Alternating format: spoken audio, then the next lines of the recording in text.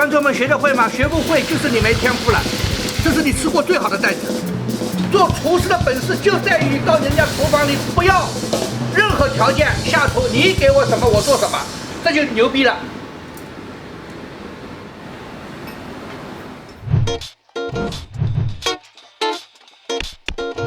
Inside the small Shanghainese restaurant is a chef with a big personality.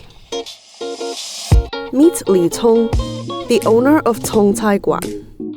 His restaurant is known for serving traditional Shanghainese dishes that few others still make.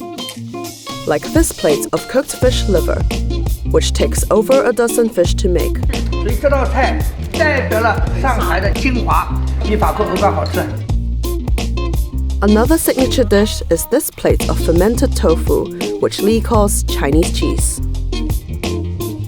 Being a full-time chef is a career shift for the 64-year-old, who retired from a job in telecommunications. 我认为我要继续我自己的，做我开心的事，所以呢，我选择做一个饭店。上海的方法就是浓油赤酱，其实上海菜也是海纳百川的。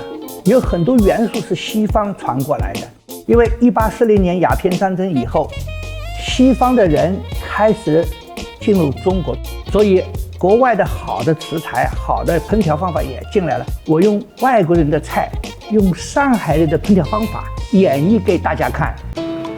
香煎东星卷，这个做好了一个鱼会变成个卷。菲律宾东星，生姜，拿块生姜。把锅底擦一擦，煎鱼就不粘底了。2块中心，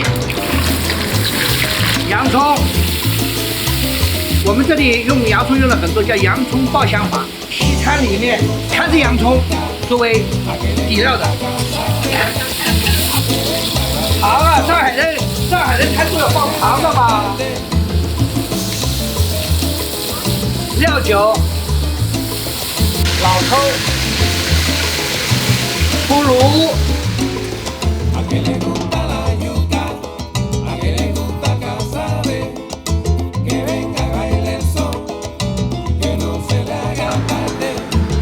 来啊，你尝尝我的味道。哎，对着镜头，吃完了对着镜头说2句话。怎么样？味道？看我。OK 吧？但是我这个味道。不失味道的，就这么做出来，让你感觉到你跟食材的关系。做菜就是越少调料越好。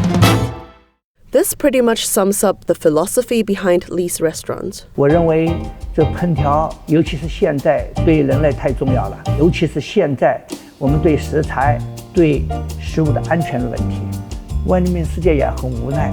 我没办法选择外面的，我能选择自己，就是我选择回来的食材。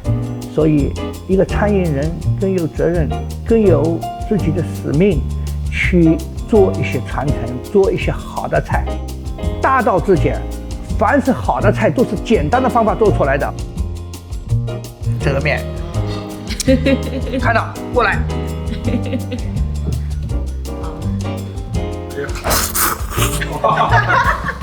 不热啊！